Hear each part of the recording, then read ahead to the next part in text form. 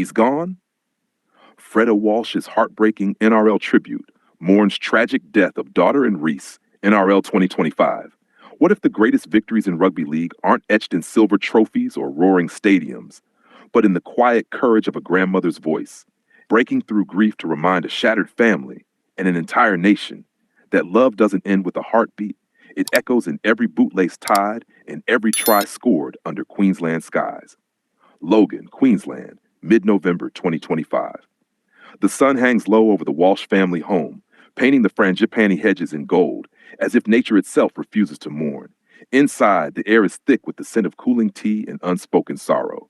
Freda Puru, Reece's ex-partner and co-parent, sits at the kitchen table, her hands trembling as she scrolls through photos on her phone.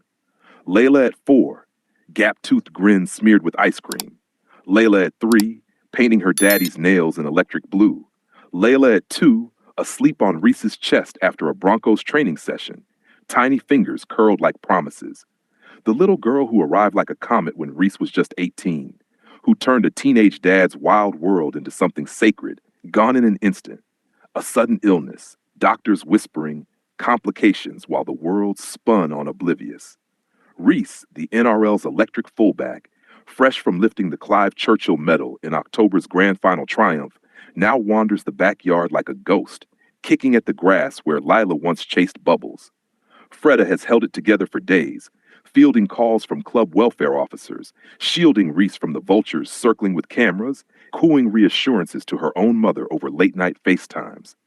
But tonight, with the house empty, save for the hum of the fridge, she turns to the one woman who knows this pain deepest. Freda's mother, Leila Puru. No blood tie to Reece, but family in every way that matters. The grandmother who baked Leila's birthday cakes, who braided her hair with ribbons in Broncos maroon, who taught her to sing the club song off-key and fearless. Ellen, the rock of their blended world, the one whose hugs smelled of jasmine and home-cooked curry. Now, Ellen is the one slipping away, her body finally yielding after years of quiet battles with illness, as if the universe couldn't bear 2 heartbreaks in one season. Reece drives through the rain to the hospital, knuckles white on the wheel, whispering prayers in the language of his First Nations ancestors, begging for one more story, one more laugh. Please like, share, and subscribe for more Sport Talk content. The turning point unfolds in a sterile hospital room at Royal Brisbane, fluorescent lights buzzing like distant crowd noise. Ellen lies small against the pillows, machines beeping a reluctant rhythm, her hand frail but fierce in Freda's. Reece kneels beside the bed, his premiership ring glinting like a misplaced star, tears carving tracks down cheeks still flushed from training. The doctors have stepped out, leaving the sacred space to family. Ellen's eyes, dimming but defiant, find Reece first. My boy, she whispers, voice a thread of smoke. You carried her light on that field. Now carry mine too. Don't let the game take your heart. She wouldn't want that. Reece chokes on a sob, pressing his forehead to her knuckles. Gran, you and Leila, you're my why. How do I run without you both? Freda, voice cracking like thunder over the mountains, leans in. We run together, Reece, for her, for Leila's giggle in every sidestep. The room holds its breath, monitors sinking to the rise and fall of their shared grief. Outside, a storm brews, rain lashing the windows like the tears the world rarely sees from its warriors. Ellen smiles then, faint but full of the fire that raised queens. Sing it for me, one last time, she says. Reece, throat tight, begins the Broncos anthem, low at first, then building, Freda joining in harmony, their voices weaving through the beeps and breaths. Nurses pause in the hall, wiping eyes. A young orderly, a secret fan, records it on his phone, not for fame, but for the way it feels like medicine. As the final note fades, Ellen squeezes Reece's hand one last time.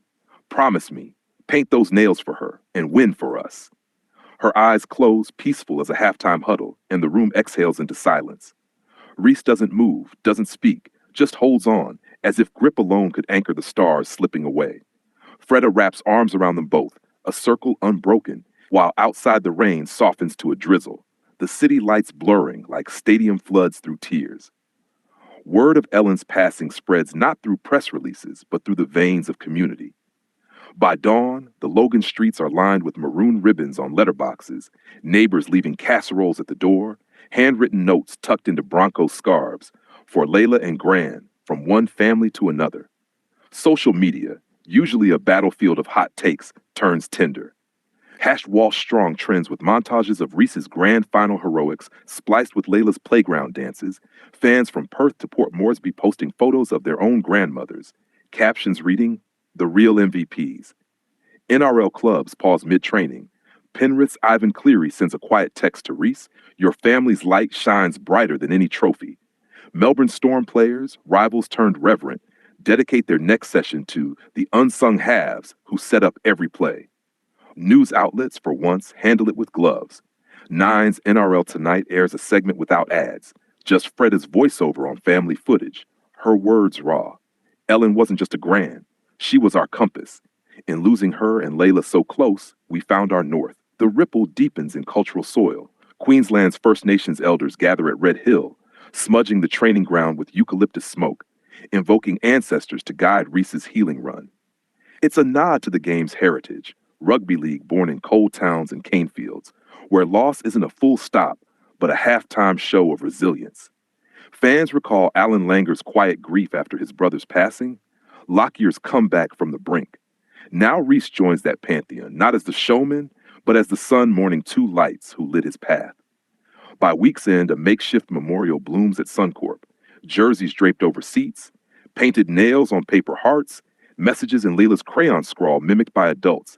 "Daddy's my hero, Gran's my angel." The club opens the gates free, thousands filing in silent procession, not to cheer, but to stand in shared ache, a crowd reaction without roar, just held breaths and clasped hands. This double shadow over the Walsh world unearths truths rugby league often buries under highlights. Ellen's passing, so soon after Leila's unimaginable void, isn't just personal tragedy, it's a mirror to the human fragility beneath the jerseys.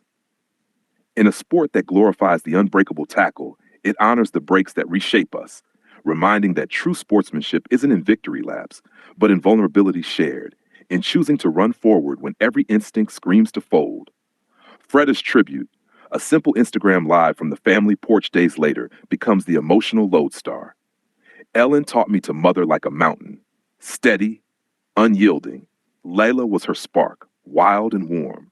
Losing them both, it's like the field's gone dark, but Reece, he'll light it again, for them." Viewers flood the chat with hearts, not hype, a digital vigil that swells to millions, proving grief's language is universal. It speaks to legacy's quiet architects, the grandmothers who braid dreams into braids, the daughters who paint nails as crowns. In NRL lore, where fathers like Rodney Walsh raised sons through storms, this moment elevates the women, the co-parents, the elders, who